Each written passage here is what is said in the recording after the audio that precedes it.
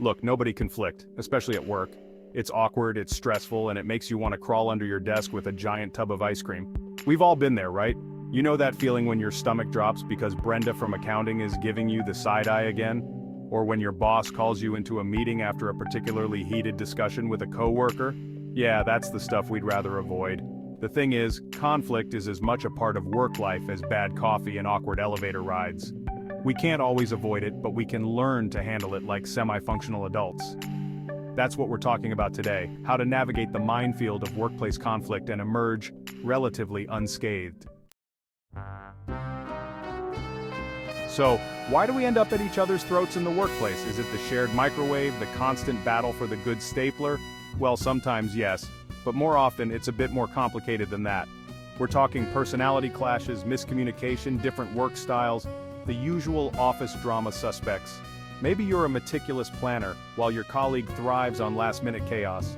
Or perhaps you're all about teamwork, while the person in the next cubicle would rather eat a moldy sandwich than collaborate. Whatever the reason, understanding the root of the conflict is the first step to actually resolving it. It's like figuring out why your printer is jammed. You can't fix it if you don't know what's wrong. Alright, let's get practical.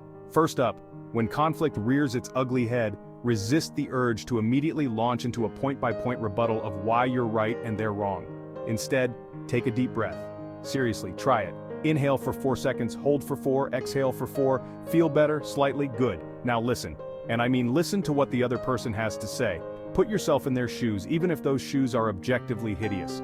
Understanding their perspective doesn't mean agreeing with it, but it does help you find common ground. Think of it like this. You wouldn't interrupt a judge in court, would you? Okay, bad example, but you get the point. Listening shows respect, and respect goes a long way in de-escalating a tense situation. Section 4. Tip 2. Talk it out, but like grown-ups. Remember kindergarten? When someone stole your crayons, you probably resorted to name-calling or, if you were feeling particularly bold, a swift kick to the shins. We're adults now, mostly. So let's leave the playground tactics behind. Talking it out doesn't mean shouting your side of the story louder and louder until the other person gives in. It's about clear, calm, and respectful communication. Use I statements to express your feelings without blaming the other person.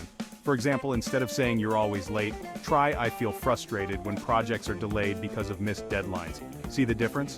One is an accusation, the other is an expression of your experience. One is likely to escalate the conflict, the other opens the door to a more productive conversation.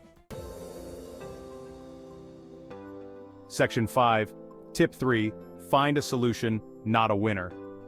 Here's the thing about workplace conflict, it's rarely about who's right or wrong. It's about finding a solution that works for everyone involved, or at least doesn't make everyone want to quit their jobs. Instead of focusing on who wins the argument, try to find common ground. What are you both trying to achieve? Are there alternative solutions you haven't considered? Can you compromise in a way that addresses both of your concerns? Think of it like negotiating a hostage situation, but with fewer demands for ransom money and helicopters.